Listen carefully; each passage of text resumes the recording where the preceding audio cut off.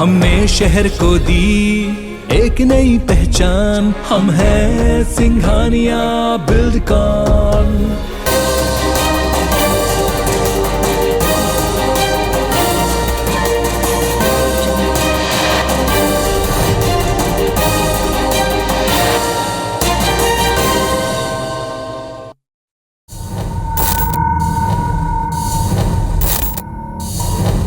क्या आप भी स्मार्टफोन यूज करते हैं? क्या आप भी खुलकर बेपरवाह इंटरनेट सर्फिंग के आदी हैं? क्या आपको भी नेट पर अनजान लोगों से दोस्ती कर चैटिंग पसंद है? क्या आप भी इंटरनेट पर पॉर्न क्लिप देखने के शौकीन हैं? अगर इन सवालों के जवाब हाँ है तो जरा संभल जाइए, सावधान हो जाइए। हो सकता है आप सेक्सटॉर्शन गैंग के अगले शिकार हो जाएं। बहुत मुमकिन है कि आप उस गैंग का शिकार बनाए भी जा चुके हों। आज के दौर में यूथ नेट पर दोस्ती, चैटिंग और इंटीमेसी बढ़ाने को सबसे कूल प्रैक्टिस मानते हैं। इंटरनेट की छद्म दुनिया में अपने लिए फन और दोस्ती की तलाश न सिर्फ नौजवान करते हैं, बल्कि उम्रदराज भी अपने लिए साथ की चाह में वहां पहुंचते हैं। सोशल मीडिया पर अक्सर खूबसूरत चेहरों का जाल बिछाकर लोगों को फंसाने और वसूली करने का धंधा फल फूल रहा है। इस जाल में एक बार जो फंसा वो बर्बादी की कगार तक पहुंच जाता है। अगर आपने इन साधनों का इस्तेमाल करने में सतर्कता न बरती तो चंद मिनटों की खुशी या कुछ देर का प्लेजर पूरी दुनिया जिंदगी भर का अफसोस बन सकता है। कुछ मीठी बातें और नमकीन चेहरों का मायाजाल बुनकर सेक्सटॉर्शन गैंग न केवल आपकी मेहनत की गाढ़ी कमाई हड़प सकता है, बल्कि कई बार लोगों की जान तक पर बनाती है। इस जाल की सबसे बुरी बात यह है कि शिकार व्यक्ति अपने और अपने परिवार की इज्जत की खातिर खुलकर अपनों तक को बता नहीं पाते कि उनके साथ हुआ क्या है। आखिर क्या है ये सेक्सटॉर्शन? किस किस तरह से जाल बुनते हैं ये जालसाज आपको फंसाने के लिए? किस हद तक करते हैं लोगों को ब्लैकमेल? आज इसकी पूरी तफसील आपको बताएंगे। साथ ही इससे बचने के लिए, चंगुल से निकलने के लिए आपको क्या करना है और क्या नहीं करना है, इस पर भी विस्तार से खुलकर होगी बात। तो अगले 1 घंटे बने रहिए IBC 24 के संग, क्योंकि सेक्सटॉर्शन के खिलाफ मिलकर लड़ेंगे जंग।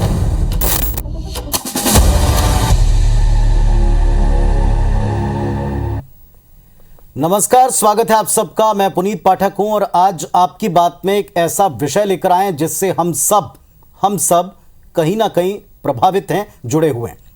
दरअसल आज की तारीख में सबके हाथों में स्मार्टफोन है।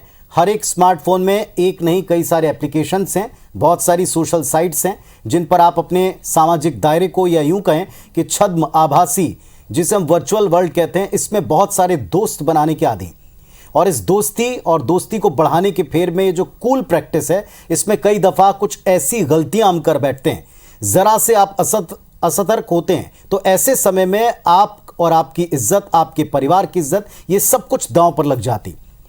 कैसे आप किसी क्राइम तक का शिकार हो सकते हैं, कैसे आपके जीवन मरण का प्रश्न बन सकता है, ऐसे एक नहीं कई एग्जाम्पल सामने आ चुके हैं।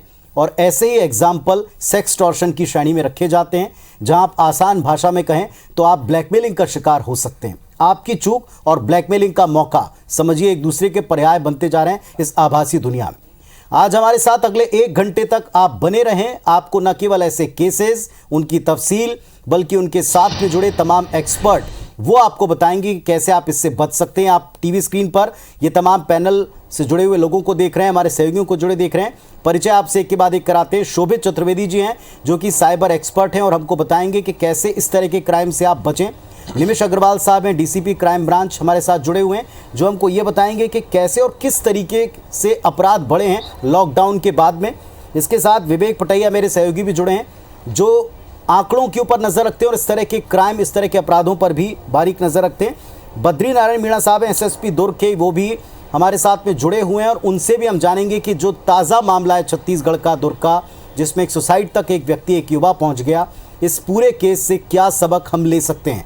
और साथ ही मेरे सहयोगी राजेश मिश्रा, उनके साथ तमाम लोग, यूथ जुड़ा है जो अपने आप को एक दूसरे से कनेक्ट करने के चक्कर में इस तरह के क्राइम का शिकार होता है। आप सबको नमस्कार, आप सभी का बहुत बहुत स्वागत है। ये विषय हम सब से जुड़ा है, बहुत संजीदा है और इसीलिए इस पर खुलकर बात करने की ज़रूरत है। IBC 24 ये मंच दे रहा है सबको कि आप एक खुलकर बातचीत करें, एक स्वस्थ बातचीत करें और अपने दिमाग को भी पूरी तरह से इस मामले में तैयार कर लें। सबसे पहले हमारे साथ में यहाँ बद्रीनारायण मीणा साहब हैं, एसएसपी दुर्ग। मीणा साहब, कई सारे केसेस हैं जो सेक्स टॉर्शन के सामने आते हैं। बहुत आसान खुले शब्दों में आप लोगों को समझाना चाहें तो ये सेक्स टॉर्शन क्या होता है और क्या पिछले 2-3 वर्षों में इसके केसेस बहुत बड़े हैं?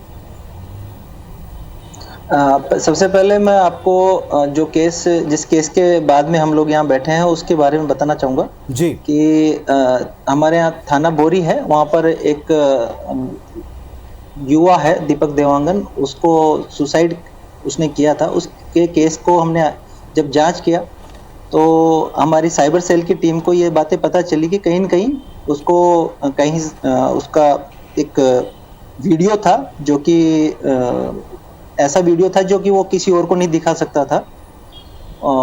उसी केस को जब हमने आगे बढ़ाया तो साइबर सेल की टीम के द्वारा ये चीज़ हमारे सामने आई कि हरियाणा के मेवात नाम के एक जगह है, वहाँ से कुछ जो उसको कॉल कर रहे थे लड़के को, वहाँ से उसका कॉल है। हमारी टीम वहाँ पे काफ़ी लंबा समय रही और आरोपी वकील अहमद को वहाँ से गिरफ्तार किया। आरोपी के जब हमने उससे इंट्रोगेशन किया तो उसके माध्यम से हमको पता चला कि ये और इसका हमने एक वीडियो बना के भी मीडिया के माध्यम से सबको जागरूक करने का प्रयास किया था जब उसको वकील अहमद को हमने पकड़ा था, जिसमें उसने बताया था कि वो लड़की बन के कॉल करते हैं और वीडियो कॉल करते हैं। उसका एक वीडियो ऑलरेडी एक पहले से वीडियो रहता है और सामने वाले को उसके माध्यम से वो बातों में फुसला के ऐसा कुछ कहते हैं कि वो सामने वाला भी अपने न्यूड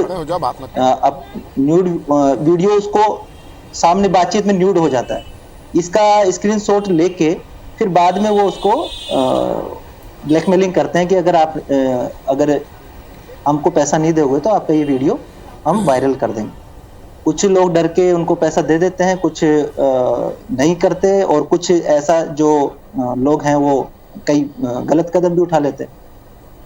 इसी केस में हमने वकील अहमद को जेल भेज दिया था, लेकिन बाद में जब ये इंफॉर्मेशन सब जगह गई तो हमको ये पता चला कि उसी मोबाइल से या उसी नंबर से लगभग 910 लोगों को कॉल किया गया या फिर उनको ब्लैकमेलिंग का कोशिश किया गया। 70 एफआईआर तो केवल तेलंगाना में ही इससे संबंधित है। हम इसमें और भी काम कर रहे हैं ताकि ऐसे जो गुनाहगार हैं उनको पकड़ा जा सके। चलिए, तो जैसा अभी बद्रीनारायण मीणा साहब ने बताया कि ये एक केस मात्र है और ये ताज़ा है, जिस पूरे मामले में एक युवक की, एक यंगस्टर की जान चली गई। और सबसे बड़ी बात ये कि ऐसा किसी के भी साथ हो सकता है, क्योंकि ये प्रैक्टिस आजकल बहुत कॉमन है, बहुत आम सी बात है। हमारे साथ में निमेश अग्रवाल जी हैं, डीसीपी क्राइम ब्रांच हमारे साथ जुड़े हुए हैं भोपाल से। निमेश जी, जिस तरीके की स्थितियाँ हैं, इंदौर हो, भोपाल हो, महानगर हो, केवल वहीं तक सीमित नहीं रही। जितने हाथ में स्मार्टफोन और जितनी जगह कनेक्टिविटी, वहाँ कहीं भी ये सब हो सकता है। कैसे लोग सेक्स टॉर्शन का शिकार होते हैं? क्या आपको लगता है फर्स्ट स्टेप या पहली चूक है जिससे लोग इसका शिकार हो रहे हैं?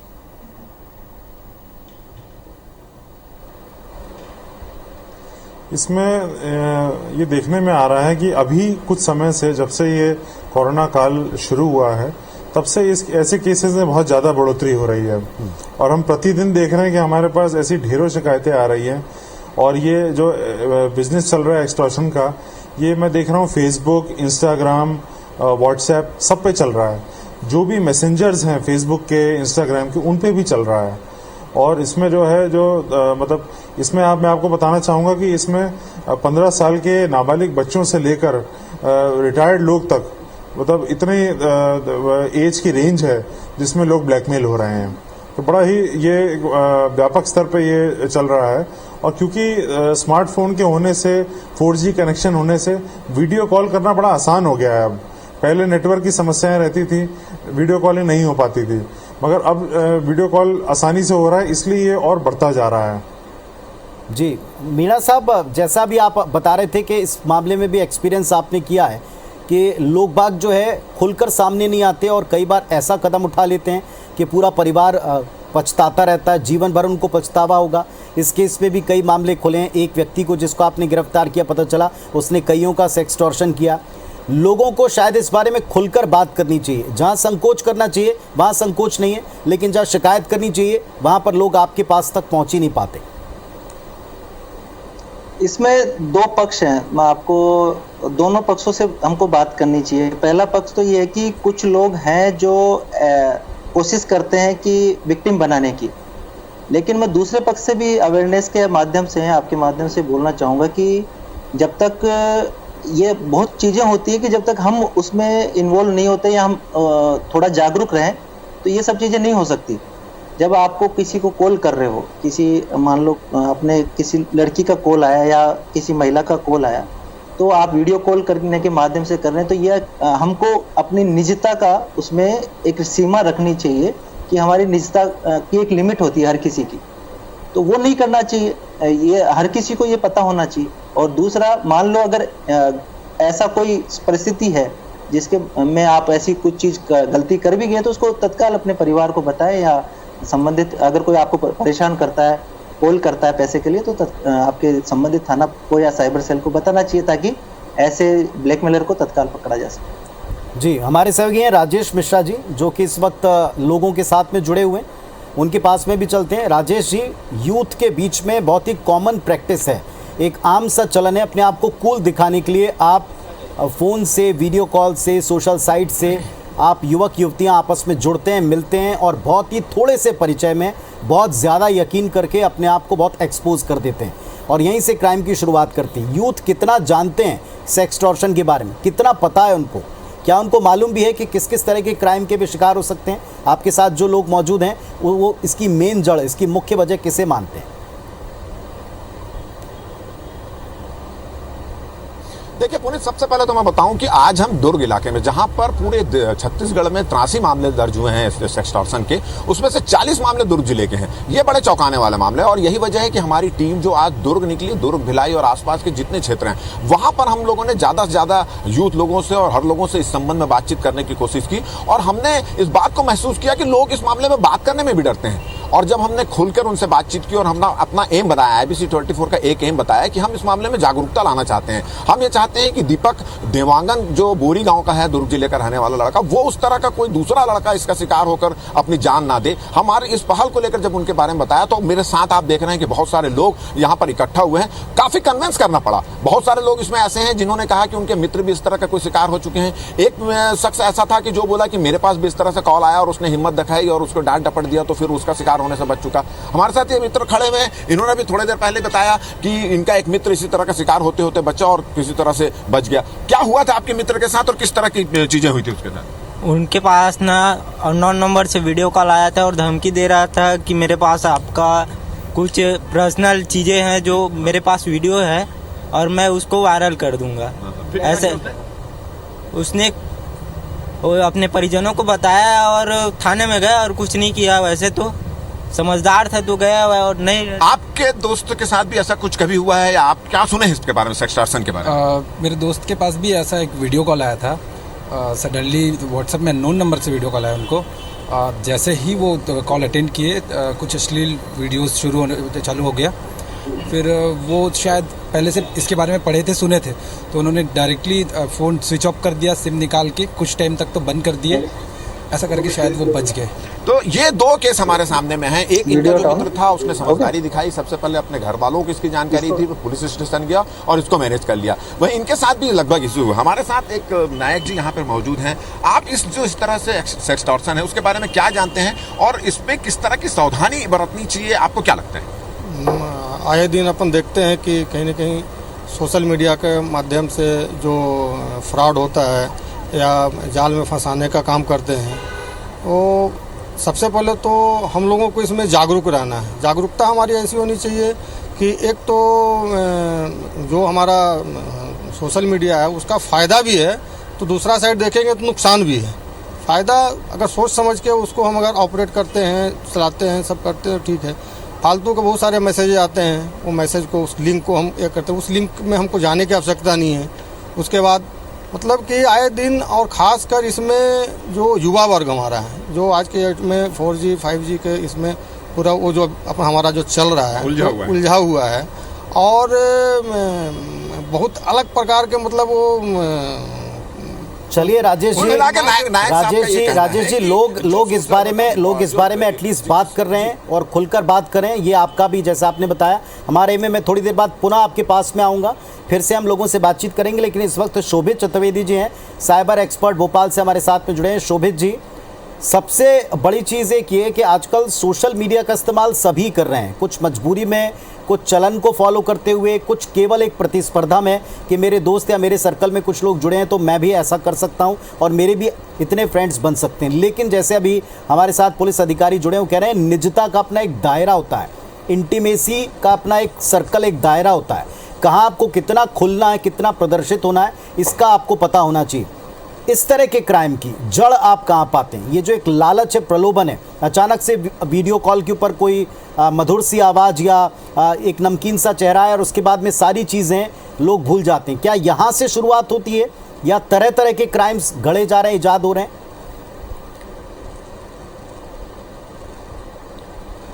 जी नमस्कार। मैं तो मेरा सिर्फ इतना कहना है हमेशा से कि सबसे मेन चीज़ है लालच, क्योंकि जो साइबर फ्रॉड होते हैं वो लालच के कारण होते हैं। और दूसरी अगर हम बात करें कि जैसे हम प्रलोभन की बात करें कि भाई हमारी इच्छा है, हम देख रहे हैं, हम कर रहे हैं, लेकिन हमें नहीं करना है, क्योंकि हमारी जो फेसबुक है या सोशल मीडिया में व्हाट्सअप है, इसमें सीधी सी बात इतनी है कि हमारे पास एक दायरा है, हमारा खुद का एक सर्कल है। हम अपने दोस्तों को ढूंढने के लिए सोशल मीडिया पाए हैं, ना कि पब्लिक में होने के लिए। तो अगर आप अपना दायरा सीमित रखेंगे तो आप इस चीज़ का फ़ायदा उठा सकते हैं। लेकिन अगर आप उस चीज़ को ऐसा एज अ मार्केटिंग के लिए लोनी नहीं, हमारा बहुत सारे फॉलोअर्स हो जाए, बहुत हो ऐसी चीज़ें हो, तो फिर आप कमर्शियल पे जाइए ना। फेसबुक के अंदर एक पेज है, उस पर आप कमर्शियल पे जाइए तो वो ज़्यादा बेटर रहेगा। लेकिन अगर आप इस चीज़ को यूज़ कर रहे हैं अपने सोशल मीडिया अकाउंट से लेकर लिंक करके, जिसमें आपके फैमिली भी है, फ्रेंड्स भी हैं, और कहीं ना कहीं आप अपने बारे में सारी जानकारियाँ उनको दे रहे हैं, अपने फ़ोटोज़ दे रहे हैं, अपनी कहाँ जाते हैं, क्या कर रहे हैं, सारी जानकारी अगर आप प्रोवाइड कर रहे हैं, और उसी बीच आप चाह रहे हैं कि मैं अपने अच्छे खासे लाइक्स भी ले लूँ और मैं अपनी पर्सनल चीज़ों को भी शेयर कर लूँ, तो यहाँ कहीं ना कहीं ये खतरा है। क्योंकि कहीं ना कहीं आपका ये जो डेटा है लीक हो रहा है, कहीं ना कहीं ये पहुँच रहा है। और ऐसे कई लोग बैठे हैं जो इस चीज़ का फ़ायदा उठाने के लिए तैयार बैठे हैं कि हाँ आप हमें अपनी जानकारी दो और हम उस चीज़ का फ़ायदा उठाएं। तो कुल मिला के बात यही है कि अगर हम जागरूक नहीं रहेंगे या हम थोड़ी बहुत लालच करेंगे, नहीं हमको ज़्यादा लाइक मिल जाए, ज़्यादा हमारे को कमेंट्स मिल जाए, या हम किसी फ्री की चीज़ें मिल जाए, हमको फ्री में ये मिल जाए, फ्री में वो मिल जाए, तो जहाँ हम फ्री के चक्कर में लगे वहाँ ये काम ख़त्म हो जाएगा। दूसरी बात मैं हमेशा सबसे ये कहता हूँ कि अपने जो मोबाइल कैमरेज हैं, आपके पास जो वीडियोस कॉल आ रहे हैं क्योंकि उसमें सबसे मेन है कि आपका कोई परिचित होगा, अननोन कोई वीडियो कॉल अगर आता है तो आप उसको रिसीव ना करें, और अगर आप कर भी रहे तो अपना फ्रंट कैमरा बंद कर लें, अपने फिंगर को रख लें, अपने फिर उसको यूज़ करके देख सकते हैं। लेकिन अन्यथा अननोन लोगों का जो कॉल्स है वो आप रिसीव ना करें वीडियो कॉल पर, जैसे चाहे फेसबुक मैसेंजर हो चाहे व्हाट्सअप हो।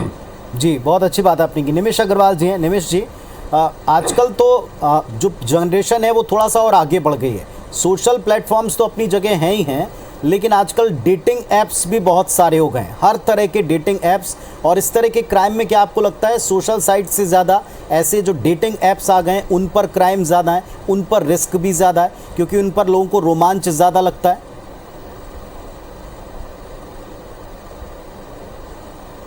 नहीं, बिल्कुल, ये हमारे पास डेटिंग ऐप्स की भी शिकायतें आई हैं, और हमारे पास जो है जो मैट्रिमोनियल वेबसाइट्स हैं वहाँ से भी शिकायतें आई हैं। बहुत बार क्या हो रहा है कि लोग अपना शिकार जो है वहाँ पे ढूंढ रहे हैं और फिर सब्सिक्वेंटली वहाँ पे दोस्ती करके फिर उसको व्हाट्सएप पे लाके और फिर अपना शिकार कर रहे हैं। तो निश्चित ही बड़ी सावधानी की आवश्यकता है कि जैसा शोभित जी ने कहा कि ये फ्री का जो चक्कर है, ये इसमें अगर कोई पड़ेगा तो फिर वो तो घातक स्थिति बनेगी ही। और मैं आपको ये भी बताना चाहूँगा कि अभी हमारे पास एक केस आया था जिसमें कि सेक्सटॉर्शन में बिटकॉइन मांगे गए, और जब हमने उसको ट्रेस किया तो वो गैंग जो है वो फिलीपीन से ऑपरेट करता हुआ पाया गया। तो ये मतलब ये जो सेक्सटॉर्शन है ये इसमें इंडिया के गैंग्स ही नहीं है, इसमें बाहर के गैंग्स भी ऑपरेट कर रहे हैं। तो इसलिए सावधानी की आवश्यकता बहुत बढ़ जाती है। जी, इसमें खतरे तो बहुत सारे हैं, थोड़ा सा खतरों के बारे में भी बात करेंगे और कैसे अपने आप को थोड़ा थोड़ा सिक्योर करते चलें, और ऐसे लोगों को पकड़ने में दिक्कतें, चैलेंजेस क्या, इस पर भी बात करूंगा। लेकिन विवेक पटैया हमारे सहयोगी हमारे साथ जुड़े, उनके पास चलते हैं। विवेक, यंगस्टर्स का एक इस तरह की चीज़ों में पड़ना, सेक्सटॉर्शन का शिकार होना, ये एक बात है, लेकिन कई सारे उम्र दराज लोग भी साथियों की तलाश में, दोस्त बनाने के चक्कर में या वीडियो कॉल्स के चक्कर में बर्बाद हो चुके हैं, और ऐसे एक नहीं कई नामचीन लोग हैं। ये क्राइम क्या ये एक जो रिपोर्ट कहती है कि लॉकडाउन के बाद ये चीज़ें बढ़ी हैं क्योंकि लोग घर पर रहे, ज़्यादा टाइम इन चीज़ों पर व्यतीत किया। क्या डेटा हैं इससे जुड़े हुए, राजधानी के या मध्य प्रदेश के? पूरे प्रदेश की बात करें तो हम अकेले राजधानी भोपाल और इंदौर में 2000 से अधिक मामले इन 1 सालों में दर्ज हुए, और हमने अधिकारियों से बातचीत की, उसमें जो सामने आया कि अकेले भोपाल में हर महीने करीब 30 से 40 शिकायतें उनके पास आ रही है। हालांकि ये वो शिकायतें हैं जो लोग पुलिस के पास जाकर शिकायत कर रहे हैं और वो डाटा है, लेकिन ऐसा एक डाटा इसके पीछे ऐसा भी है जो लोग शिकायत नहीं कर रहे हैं, जो इन ब्लैकमेलर्स के शिकार हो जाते हैं और उसके बाद शिकायत नहीं करते, बदनामी के डर से पुलिस के पास नहीं जाते हैं और अंदर ही अंदर घुटते हैं, या तो उनके ब्लैकमेलर्स के बातों में आते हैं, उनको पैसा देते हैं, या फिर वो जो है अपनी बातों को छुपाते हैं। तो ऐसे भी हजारों लोग हैं जो अपनी बात को सामने लेकर नहीं आते हैं, और यही कारण है कि इन लोगों की इच्छाएं जो है और बढ़ती जा रही है और इस तरह के केसेस और बढ़ते जा रहे हैं। एक सबसे बड़ी बात जो भोपाल में एक गिरोह जो पकड़ाया था पिछले दिनों, भोपाल के सांसद प्रज्ञा ठाकुर को ठीक इसी तरह का एक कॉल आया था और उन्होंने शिकायत तत्काल की इसकी, और उसके बाद पुलिस ने गंभीरता से इस गिरोह का पर्दाफाश किया, जिसमें भोपाल की पुलिस ने जाकर जो गिरोह राजस्थान के भरतपुर के पास से पकड़ा, उस गिरोह ने जो खुलासा किया पुलिस के सामने वो बड़ा चौंकाने वाला था कि बेहद कम पढ़े लिखे लोग जो हैं वो इस गिरोह को में शामिल होते हैं और इस तरह के अपराध को अंजाम देते हैं। मतलब कोई बहुत ज़्यादा पढ़े लिखे लोग नहीं होते, लेकिन इन गिरोह का जो सरगना होता है वो काफ़ी जो है एक्टिव रहता है और काफ़ी एक्सपर्ट होता है ऐसे मामलों में, वो इस पूरे गिरोह को संचालित करता है। और एक बड़ी बात भोपाल में पुलिस के इन्वेस्टिगेशन में ये भी सामने आई कि मथुरा से लेकर भरतपुर राजस्थान तक कुछ ऐसे गांव हैं जहां गांव के गांव जो है इस तरह के काम कर रहे हैं और वहां के जो युवा है, नए युवा, वो इस तरह के कामों में लिप्त है। तो ये अपने आप में बहुत बड़ा चौंकाने वाला खुलासा है कि मथुरा से लेकर भरतपुर तक और मेवात तक इस तरह के गिरोह जो है काम कर रहे हैं, जो अकेले मध्य प्रदेश नहीं पूरे देश भर के कई राज्यों में लोगों को अपना शिकार बना रहे हैं। पुलिस ने लोगों से कहा है कि इस तरह के कॉल यदि आते हैं, अनजान कॉल आते हैं, तो बिल्कुल अपने जो कैमरे, फ्रंट कैमरे हैं उनको ऑफ करके रखें या फ्रंट कैमरे को दीवार की तरफ ले जाए ताकि आप इस तरह के शिकार न बन पाए, और यदि आपके साथ ऐसा कुछ होता है तो तत्काल पुलिस को शिकायत करें ताकि पुलिस आपकी मदद कर सके। लेकिन जो डाटा सामने आ रहा है वो दिन प्रतिदिन बढ़ रहा है, और सबसे बड़ी बात जो सामने आई है, कोविड के बाद इन 2 सालों में कोविड के बाद जो मामले अचानक बढ़े हैं उसके पीछे सबसे बड़ा कारण है कि लोगों ने सोशल साइट्स पर पिछला 2 साल काफ़ी बिताया घरों में रहकर कोरोना के कारण, और उसके बाद कई सारे सोशल अकाउंट्स बने, और ऐसी स्थिति में ये जो अपराधी है ये भी पिछले दिनों कुछ दूसरे तरह के अपराध करते थे। चलिए, तो सोशल साइट्स के ऊपर अपने फॉलोअर्स को बनाना, बढ़ाना, उनसे संपर्क करना, इसमें एक जो एक्सपर्ट बताते हैं विवेक कि आपको सावधानी से जिनको आप जानते पहचानते हैं या जिनका दायरा कम से कम आप जानते पहचानते, वहाँ तो बात ठीक है, लेकिन जिन्हें आप बिल्कुल नहीं जानते उनके साथ जुड़कर सारी इंटीमेसी जता देना या बता देना, ये शायद बहुत अनुचित हो सकता। गौरव तिवारी जी हैं, साइबर सेल प्रभारी दुर्ग के, हमारे साथ में जुड़ गए। गौरव जी, स्वागत है आपका भी इस मंच के ऊपर। अभी हमको एक आंकड़ा बताया जा रहा था कि प्रदेश में इस तरह के सेक्सटॉर्शन के जो मामले हैं इसमें दुर्ग या भिलाई से काफ़ी केसेस सामने आए। क्या वजह आपको दिखती है, अचानक से ऐसा क्या हो गया कि यहाँ पर इसके केसेस बढ़ रहे हैं आपके मुताबिक?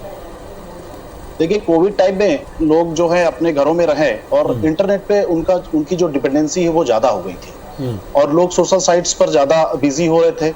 इसी चीज का फायदा ये जो सेक्सटॉर्शन गैंग के लोग हैं वो उठाने लगे। फेक प्रोफाइल बनाते हैं, लड़कियों की फोटो लगाते हैं और उससे वो फ्रेंड रिक्वेस्ट भेज करके उनसे कनेक्ट होकर उनको ऐसी बातें करते हैं ताकि वो लोग न्यूड कॉल करने लगे रात पे और उनका रिकॉर्डिंग करके उनको ब्लैकमेल करते हैं।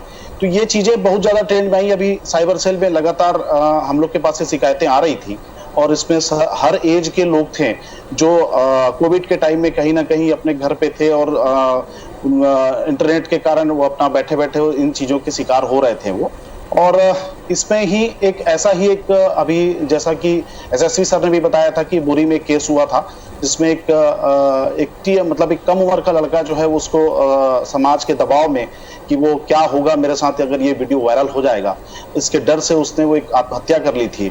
उसके बाद वकील अहमद को दुर्ग पुलिस ने पकड़ा और आपने देखा भी होगा कि इसने करीबन 900 लोगों को अपना शिकार किया, जिसमें से पूरे देश भर के अलग अलग राज्यों से अलग अलग लोगों को उसने ब्लैकमेल किया था, जिससे अभी इसके और भी 1-2 साथी हैं जिसके बारे में अभी टीम एसएसपी सर ने निर्देशित किया कि उनको भी जल्द से जल्द पकड़ा जाए। और इसमें मैं कहीं ना कहीं ये बताना चाहूंगा कि अगर आप अवेयर रहेंगे तो निश्चित रूप से आप ऐसी घटनाओं के शिकार नहीं होंगे। फर्स्ट जो होता है कि आपके पास एक फेक प्रोफाइल से आपके पास एक फ्रेंड रिक्वेस्ट आता है। आप देखेंगे कि आप उसका कोई फ्रेंड, आपका कोई म्यूचुअल फ्रेंड रहेगा ही नहीं, आप उसके बारे में कोई डिटेल्स फेसबुक पे नहीं होगी, लेकिन आप उससे कनेक्ट हो जाते हैं। कनेक्ट होने के बाद वो उसी दिन, जिस दिन आपसे वो फ्रेंड आप उसका रिक्वेस्ट एक्सेप्ट करते हो, उसी दिन वो आपसे ऐसी बातें करने लगती है कि वो नहीं मालूम कब से आपको जान रही है और आपसे वो प्यार मोहब्बतें की बातें करना और इस टाइप की आपको अपने झांसे में लेने की कोशिश करती है। तो मुझे ऐसा लगता है कि यदि कोई भी किसी भी अनजान लड़की का जब फ्रेंड रिक्वेस्ट एक्सेप्ट करता है तो उसे ये तो सोचना चाहिए कि ये लड़की अचानक से एक ही दिन में ऐसी बातें क्यों करने लगी। एक दिन के अंतराल में ही वो उसे न्यूड कॉल के लिए अगर मान लो वो उसको प्रोवोक कर रही है, तो आई थिंक कि ये खतरे की घंटी जो है बजनी चाहिए और समझ में आना चाहिए कि नहीं, ये ऐसा नहीं है जैसा वो दिख रहा है।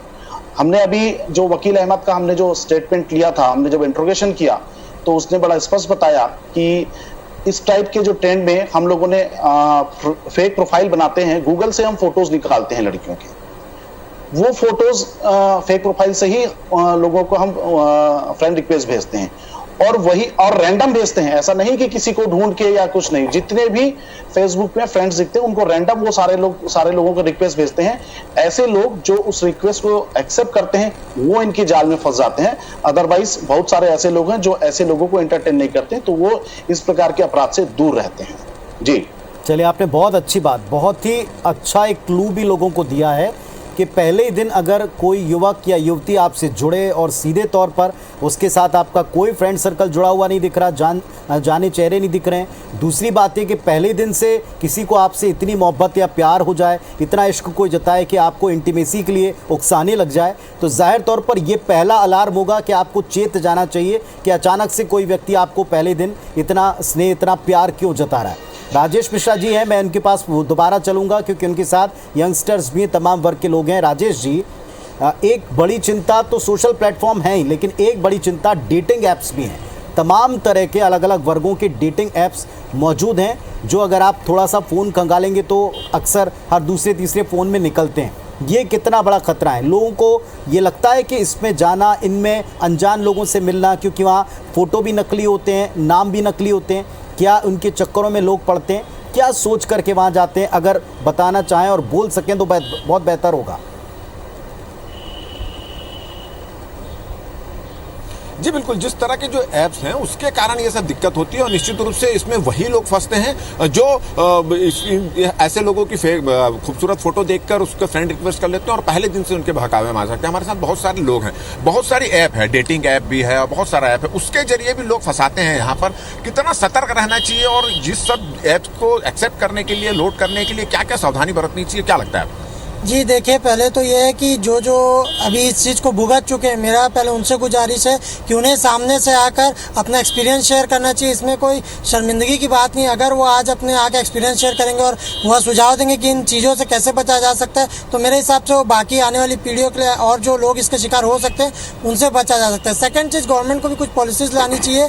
वह हर कोई सोशल इन्फ्लुएंसर को, हर किसी मीडिया से जुड़े आदमी को इसको लेकर प्रचार करना चाहिए कि इन चीज़ों से कैसे बचना चाहिए। आप ये बताइए कि आप किसी का फ्रेंड रिक्वेस्ट कबूल करते हैं या कोई ऐप लोड करते हैं या कोई मैसेज आता है तो किस तरह की सावधानी बरतते हैं आप? भैया, पहले बात तो ऐसा है कि जैसे ही हम ऐप कोई डाउनलोड करते हैं तो उसमें एक्सेप्ट करके वो एक ऑप्शन आता है कि आपको ये लोकेशन और ये सब करना है, अलाउ एक्सेस करेंगे तब जाके आगे का बढ़ेगा। हमको पहले ये देखना है कि ये ऐप कौन सा है, थर्ड पार्टी ऐप तो नहीं है। थर्ड पार्टी ऐप में ये होता है, जैसे ही हम एक्सेस कर देते हैं तो हमारे पूरे कॉन्टैक्ट्स, हमारे पूरे फ़ोटो उनके पास जब पहुँच जाते हैं। सावधानी ये बरतना है कि हमको कोई थर्ड पार्टी ऐप में नहीं जाना है, जो लीगल ऐप है उसी के थ्रू जाना है। और जो व्हाट्सएप में मैसेज आते हैं 50% डिस्काउंट ये सिम लेने से, और ये सब जो ये बाहुबली पिक्चर आ गया इसमें, ये सब जो क्लिक करते हैं इसी में लोग फंसते हैं और इसी के बाद ये सब चीज़ों के शिकार बनते हैं। आपके आसपास, आपके परिचित में कोई इस तरह का कोई शिकार हुआ है और जो शर्म के बारे थाने नहीं जा पा रहा हो? ऐसा हुए हैं। यहाँ के एक व्यापारी है, उन्होंने एक बाहुबली लिंक आई थी मूवी की, उसको उन्होंने डाउनलोड करने का कोशिश किया और उन्होंने सब अलाउ सब कर दिया उसमें। तो उस दिन तो कुछ नहीं हुआ, उसके बाद उनको अचानक से एक दिन कॉल आता है और कॉल वो उठा लेते हैं और उसके बाद उनको ब्लैकमेलिंग किया जाता है। तो उनसे कुछ पैसे भी वसूलने की कोशिश की गई पर उन्होंने अपने तुरंत वो आईडी को ब्लॉक कर दिया और उन्होंने फ़ोन को बंद कर दिया। तो आप कुछ कहना चाहते हैं इसके बारे में? बहुत ज़्यादा कट रही है। जो भैया ने भी बताया जिस टाइप का कि हम लोग कोई भी ऐप डाउनलोड करते हैं और डायरेक्टली अलाउ करके आगे बढ़ जाते हैं। कोई भी हम लोग जैसे चलिए राजेश जी मैं आपके पास वापस लौटूंगा कुछ देर में। और ये जो एक इम्पोर्टेंट पॉइंट निकला है फ्री की चीज़ के साथ साथ, इसके बारे में थोड़ी चर्चा कर लेते हैं। निमिष जी, एक बहुत छोटा सा सवाल, आपका अभी तक का एक्सपीरियंस जो एक सोशल साइट्स का है और दूसरी तरफ एक दूसरी बात है कि डेटिंग ऐप्स बहुत सारे हैं और इन ऐप्स की आइडेंटिटी नकली, इनके चेहरे नकली, इनके नाम नकली, बावजूद इसके इस पर भी बहुत सारे हम कह सकते हैं फुटप्रिंट, डिजिटल फुटप्रिंट हम देखते हैं। बहुत से यंगस्टर जाते हैं और कई बार इनके शिकार बनते हैं। क्या आपका एक्सपीरियंस है? इसमें भी केसेस बढ़ रहे हैं, उनके लिए आपका मैसेज क्या है?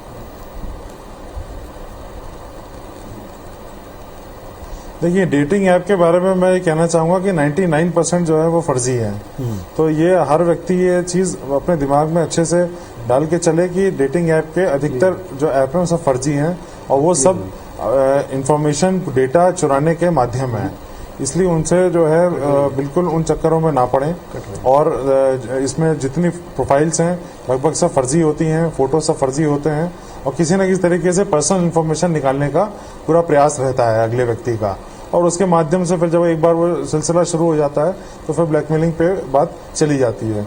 इसलिए जितने भी ये डेटिंग ऐप्स हैं, मैट्रिमोनियल वेबसाइट्स का मैं आपको बोलूँगा, उसमें भी बहुत सारे ऐसे इसी तरह के फर्जी ऐप्स और वेबसाइट्स चल रही हैं। तो अपने को इन सब से जो है सावधान रहना है। और मैं आपको ये भी बताऊंगा कि व्हाट्सएप कॉलिंग में भी बहुत बार ऐसा हो रहा है कि अचानक लोगों को कॉल आ रहे हैं और वो जैसी कॉल उठा रहे हैं वो तुरंत जो है एक न्यूड वीडियो शुरू हो जाती है। तो जैसा शोभित जी ने बताया कि आप कोई भी अननोन नंबर से जब कॉल उठा रहे हैं तो उसमें जो है आपको ध्यान रखना पड़ेगा कि आपका कैमरा ऑन ना हो और आप अपने कैमरे को कवर कर लें। और वैसे भी जो है इस तरह के नंबर जो इंटरनेशनल नंबर्स हैं, बहुत सारे जो व्हाट्सएप कॉलिंग हो रही है वो इंटरनेशनल नंबरों से हो रही है, तो इन सब से भी अपने को जो है देखना पड़ेगा। चलिए, तो ये एक और बहुत काम की बात जैसे सर बता रहे हैं कि अचानक से अगर आपके मोबाइल पर कोई व्हाट्सएप कॉल है जिसका नंबर अननोन है आपके लिए, उसे एक्सेप्ट ही ना करें। और दूसरा, अपने मोबाइल का जो पहला प्राइमरी कैमरा उसको आप कवर करें, सामने का कैमरा उसको कवर करें, इसके बाद ही आप उस कॉल के ऊपर जाएं। बहुत बहुत धन्यवाद निमिष जी आपका हमारे साथ जुड़ने के लिए। पूरा पैनल हमारे साथ जुड़ा रहेगा। बद्री नारायण मीणा जी का भी धन्यवाद देते हैं जो हमारे साथ पैनल पे कुछ वक्त तक थे। लोगों को जागरूक करना, खुलकर बात करना इस विषय पर बहुत जरूरी है। सेक्सटॉर्शन सुनने में लगता है शायद हम इसके जाल में नहीं फंस सकते, लेकिन आसपास देखेंगे, बात करेंगे तो पता चलेगा कि कितने लोग इसके शिकार हैं। तो हर हाथ में स्मार्टफोन और हर किसी का सोशल नेटवर्क बढ़ाने का सपना कैसे सेक्सटॉर्शन को बढ़ावा दे रहा है, कैसे इसके शिकार तमाम लोग हो रहे हैं, इस पर हम बात करें। हमारे पैनल में शोभित चतुर्वेदी जी हैं, साइबर एक्सपर्ट के तौर पर जुड़े हैं, और साइबर सेल दुर्ग के प्रभारी गौरव तिवारी जी हमारे साथ में, मेरे सहयोगी विवेक पटैया भोपाल से, और हमारे सहयोगी राजेश मिश्रा जी भिलाई से जुड़े हैं, जिनके साथ तमाम लोग हैं। इन सब का एक ही कहना है, सबका एक ही मानना है कि इस तरह के क्राइम के लिए अवेयरनेस होना बहुत ज़रूरी है, लोगों का समझना, जागरूक होना, और उसके लिए खुलकर बात करना आवश्यक है। IBS 24 ने आज 1 घंटे सेक्सटॉर्शन पर इसीलिए बातचीत का तय किया। लेकिन ये बात हम क्यों कहते हैं? क्योंकि कई बार ये केवल पैसों का नुकसान नहीं करता, जान तक ले लेता है। सेक्सटॉर्शन का शिकार दुर्ग जिले के बोरी गांव के दीपक देवांगन के साथ में ऐसा ही हुआ। IBS 24 की टीम, हमारे सहयोगी राजेश, उस गांव तक पहुंचे, लोगों से बातचीत की, कैसे एक युवक ने अपनी जान तक दे दी सेक्सटॉर्शन के चक्कर में। देखिए क्या हुआ था आपके बेटे के साथ में, क्यों खुदकुशी किया उसने? जब घटना हुआ ना उसके बाद ही में मतलब ये सब जानकारी हुआ है। तो कभी कोई शिकायत, कोई आपकी उनकी हरकत से लगा कि बहुत परेशान है लड़का, आपका तकलीफ में? उसके बारे में आपको अपने घर वाले को ना, किसी मोहल्ले वाले को कोई मतलब इसके बारे में नॉलेज ही नहीं कि ये परेशान है। हाँ, दोस्त यार को पता होगा तो उसकी बात अलग है। इतनी बड़ी घटना आपके लड़के के साथ हुई और अब तो आपको पता चल गया होगा वजह क्या है। क्या लोगों को समझाइश देना चाहते हैं? इस तरह जो गया वो तो आएगा ही नहीं। लोगों को क्या संदेश देना चाहते हैं? लोगों को क्या है कि ऐसा टाइप का मत हो, और मतलब और लोगों को पुलिस वाले लोग भी बोल रहे हैं कि ऐसी टाइप का घटना पहले बार हुआ है यहाँ का। कब पता चला आपको कि आपका दोस्त इस बुरी कदर फंस गया था इस मामले में? फिर लगा कि कुछ बात ऐसे करके, तो हम उसको बोला क्या बात है हमको बताइए, हम उसमें कुछ करते हैं करके। तो फिर थोड़ी देर बाद वो बताया कि कोई है कि ब्लैकमेल कर रहा है, पैसे डालने के लिए उसको मजबूर किया जा रहा है। तो क्या लगा क्या वो जान दे देगा इस मामले में? इतना परेशान था, इतना तकलीफ में था, वो इतना घबराया हुआ था? घबराया, हाँ वो तो बहुत घबराया हुआ था। हम लोग के समझाने के बाद वो नॉर्मल हो गया था, ऐसा नहीं कि कुछ करेगा, ऐसा जरा भी नहीं लगा हम लोग को। क्या हुआ था उसके साथ में? हुआ कुछ नहीं था सर, कॉल पे वही पैसा ट्रांसफर कर रहा था पैसा, और बोलता है कि 10,000 रुपये चाहिए, और डाल दिया उसके अकाउंट में 10,000 रुपये, सामने वाला के अकाउंट में डाला था मैं। फिर पूछा कि क्या हो गया ऐसा वैसा करके, वो बोलता है मर जाऊंगा ऐसा वैसा बोल रहा है। तुम दोस्तों यारों से पैसा भी लिया था बोलते हैं उसको देने के लिए? हाँ 10,000 मेरे से लिया था वो। तो आपने सुना कि ये 2 लोग हैं, इन्होंने अपना दोस्त खोया है, और ये जो बुजुर्ग दिख रहे हैं आपको, इन्होंने अपना बेटा खोया है, और वजह सिर्फ यही थी कि कुछ लोगों ने उनके मोबाइल पे फोन किया, आपत्तिजनक तस्वीर ली, वीडियो लिया, और फिर उसके बाद धमकाने लग गए। कैमरामैन रमाशंकर के साथ राजेश मिश्रा, IBC 24 दुर्ग। गौरव तिवारी जी हमारे साथ में, जो कि साइबर सेल दुर्ग के प्रभारी हैं। गौरव जी, ये बड़ा ही दुखद है कि किसी परिवार का दीपक बुझ जाए, किसी परिवार का बेटा चला जाए, लेकिन इस एक्सटेंट तक मामला तब पहुंचता है जब आप खुलकर बात ही ना करें। जहां आपको संकोच करना चाहिए, जहां आपको दायरा रखना चाहिए, वहां आप लालच या किसी भी तरह के अट्रैक्शन में पड़ें, और जहां आपको खुलकर बात करनी चाहिए, अपनों से बात करनी चाहिए, वहां बात नहीं होती। क्या लोगों को आप समझाएंगे? एक अलार्म तो आपने बताया, दूसरी तीसरी बातें कि जहां खुलना है वहां डर क्या है, किन बातों के हैं, कैसे आप इस डर को दूर करेंगे? देखिए, अगर कोई भी ऐसे सेक्सटॉर्शन का शिकार मान लो हो जाता है, तो वो यह कहता है कि मैं इसे YouTube में वायरल कर दूंगा या फिर आपके दोस्तों को भेज दूंगा। सबसे पहले यदि फेसबुक आईडी जिस पर वो कनेक्ट हुआ था, यदि उस फेसबुक आईडी को डीएक्टिवेट कर दिया जाए, तो वो आपके फ्रेंड्स के साथ वो कनेक्ट ही नहीं हो सकता, इसलिए वो वायरल तो कर ही नहीं सकता। एक दूसरी चीज कि वो YouTube में भी वो अपलोड नहीं करता, YouTube में एक स्क्रीनशॉट बना के रखता है कि वो 90% अपलोड हो गया है और आप पैसे दीजिए अदरवाइज मैं अपलोड कर दूंगा, तो वो YouTube में भी अपलोड नहीं कर सकता। इस चीज के लिए लोगों को जानना चाहिए, यदि ऐसे शिकार हो भी जाते हैं तो आप तुरंत अपनी फेसबुक आईडी जो है वो डीएक्टिवेट कर दीजिए, ताकि उसका अप्रोच वहां से खत्म हो जाए।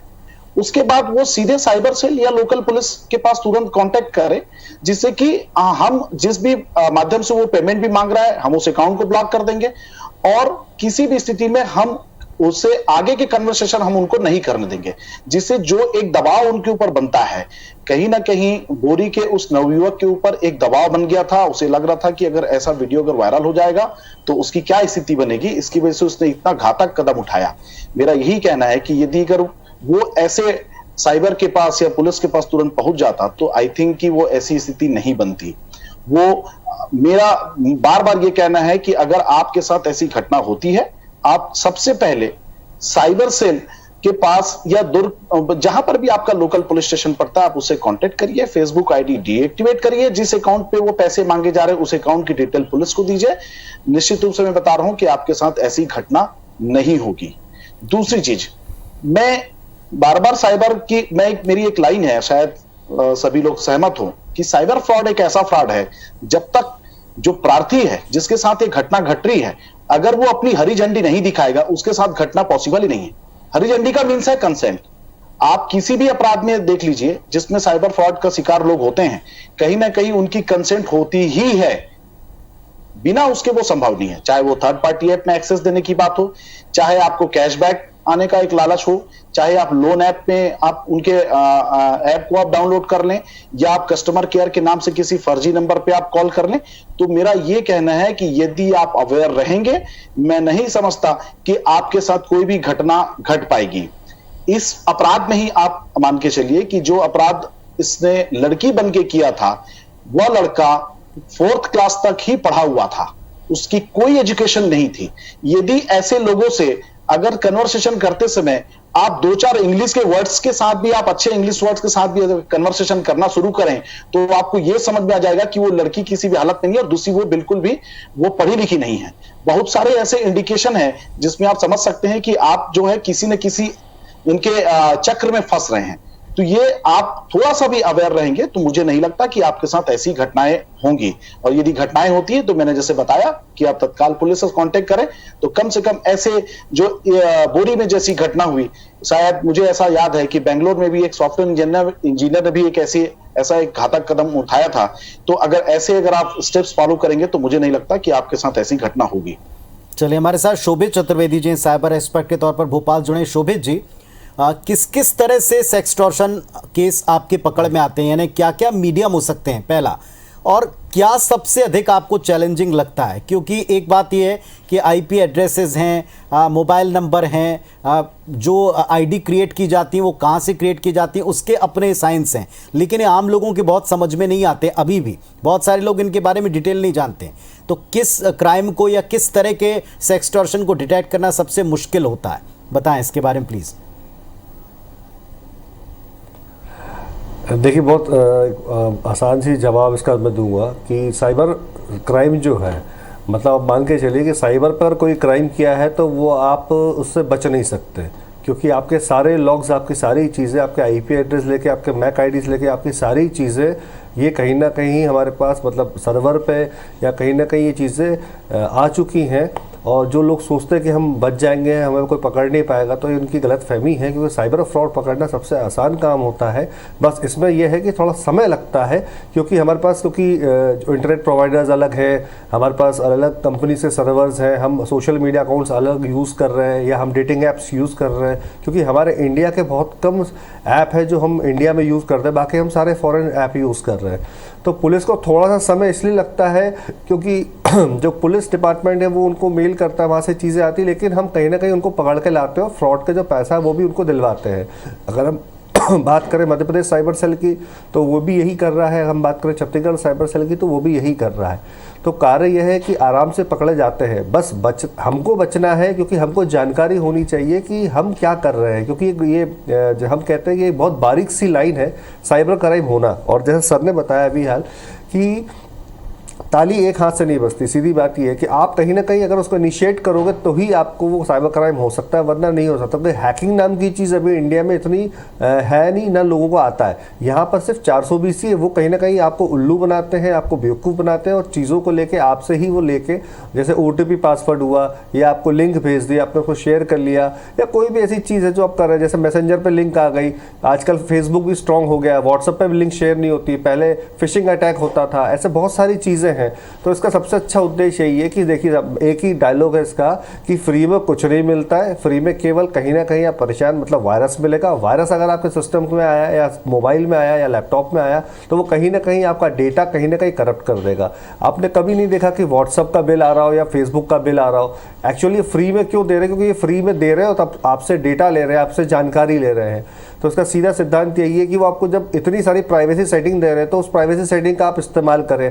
क्योंकि जब हम फेसबुक अकाउंट खोलते हैं तो उसमें साफ लिखा है कि 15 साल से नीचे के बच्चे इसको चला नहीं सकते। आज 15 से नीचे सारे बच्चे चला रहे हैं, इलीगल ऑलरेडी मार्केट में है। अगर पुलिसिंग इस पर काम करे तो कितने लोग अंदर चले जाए, क्योंकि ये साइबर एक्ट्स के अंदर आते हैं। लेकिन क्योंकि फेसबुक इंडिया का नहीं है, बाहर का है, ठीक है, तो ऐसे कई ऐसी चीज़ें, क्योंकि हमको लॉज नहीं पता है, हमें चीज़ें नहीं पता है, हम उस चीज़ के बारे में जानकारी नहीं लेते, क्योंकि आपको पता है कि लाल लाइट है तो आपको नहीं जाना है। ऐसे साइबर में बहुत सारे ऐसे नियम हैं जिसको हम फॉलो ही नहीं करते हैं। तो अगर हम उन नियम को थोड़े भी फॉलो करते हैं तो हम क्राइम से बचेंगे। जैसे हर बैंक में आप जाते हैं तो लिखा हुआ होता है कि ATM अपना पर्सनल होता है, आप उसको शेयर ना करें। लेकिन हम अपने मम्मी पापा भाई बहन वेटर शॉप कहीं जाते हैं, किसी को कार्ड देते हैं, बोलते हैं पासवर्ड ये भाई डाल दें। तो यहाँ एक आपके साथ गलती हो रही है, आप उसको पासवर्ड दे रहे हो सकता है आपका कार्ड क्लोन हो जाए। ऐसे ही हम अब सिम पे आ गए, बात करें, हम मोबाइल के सिम होते हैं तो सिम भी क्लोन होने लगे थे। तो अब सिम के साथ अब आपको फिंगरप्रिंट्स यूज़ करने पड़ रहे हैं। ऐसे ही मोबाइल हैक होता है, ये बहुत छोटी सी चीज़ है मोबाइल हैक होना। तो मोबाइल हैक हो जाता है, आपका पूरा मोबाइल का डेटा जा सकता है। तो एक बहुत छोटी छोटी सी चीज़ें हैं, प्राइवेसी सेटिंग्स हैं जो आपको गूगल पे मिल जाएंगी। आपको फेसबुक पे टू वे वेरिफिकेशन यूज़ करना है, व्हाट्सअप पे यूज़ करना है, आपको इंस्टाग्राम यूज़ करना है, आपको स्नैपचैट यूज़ करना है, आपको डेटिंग साइट यूज़ करनी है। तो आप जब कर रहे हो उस पर लॉक लगा रहे हो, बिट लॉकर यूज़ कर रहे हो, तो कहीं ना कहीं आप अपनी कोई चीज़ किससे छुपा रहे हो? अपने आप से नहीं, अपने लोगों से। तो जब आप लोगों से छुपा रहे हो तो फिर आप ऑनलाइन क्यों हो रहे हो ऐसी चीज़ों को लेके?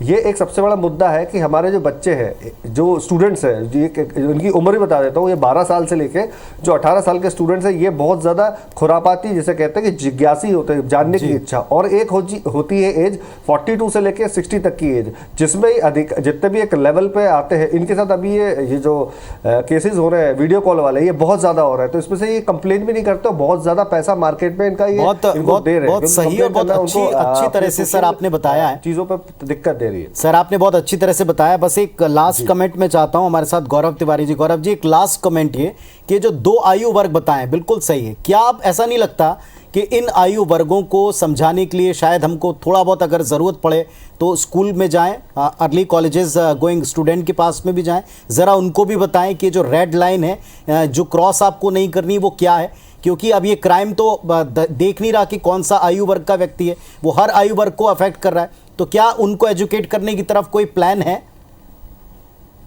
सर अभी एसएसपी सर ने, बीएन मीणा सर ने मुझे अभी ही कहा है कि स्कूल कॉलेजों में अब साइबर की कार्यशाला आपको लगाना है और वहां पर ऐसे जो अपराध, जो सेक्सटॉर्शन या इस टाइप के जैसे भी साइबर अपराध हो रहे हैं, उसके संबंध में एक उनको टोटली ब्रीफ करना है कि कैसे उन ऐसे अपराधों से बच सकते हैं और उनको इसके जितने भी नुकसानदायक, क्योंकि कुछ ऐसे भी हो रहा है कि कुछ टीनेजर्स जो हैं वो खुद भी ऐसे कुछ अपराध करने की दुनिया में, वो लोग भी, उनको लगता है कि हम नहीं पकड़े जाएंगे, वो भी ऐसा कुछ कुछ करने लगे हैं। तो हम अभी सर ने मुझे कहा है और हम एग्जाम के बाद लगातार दुर्ग पुलिस के द्वारा स्कूल कॉलेज में, इवन और गांव में भी, जहां पर जिले के अंदर हम ऐसी कार्यशाला लगाएंगे और उनको अवेयर करेंगे और उनको पूरी जानकारी देंगे। और देवेंद्र जी, मैं ये बता दूं कि इस संबंध में हमने एक वीडियो भी जारी किया था।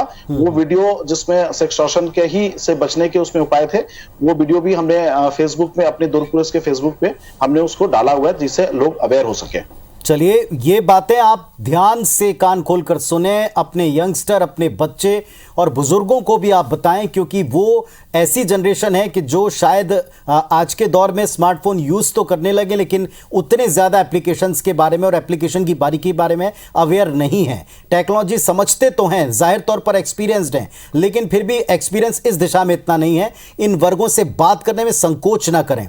और जो लोग इस कार्यक्रम को देख रहे हैं, उनसे एक ही अनुरोध है कि सेक्सटॉर्शन आज की तारीख में बहुत कॉमन होता जा रहा है। इसकी एक वजह कहीं स्वयं आपकी नादानी, आपका लालच या आपका अपना एक जिज्ञासूपन हो सकता है, आपका अपना ओपन अप होना हो सकता है, और दूसरा, सामने वाली पार्टी बच नहीं सकती, लेकिन उसके लिए आपको हिम्मत करके आगे आना होगा और शिकायत करनी होगी। ये कार्यक्रम इसी की दिशा में एक मकसद के तौर पर हम लेकर आए थे। बहुत शुक्रिया आप सबका, खुलकर आने के लिए, बात करने के लिए धन्यवाद। आप सब सेक्सटॉर्शन से बच सकें और लोगों को अवेयर कर सकें, दूर दूर तक इसके बारे में बात कर सकें, इसका हमारा प्रयास था। धन्यवाद, नमस्कार।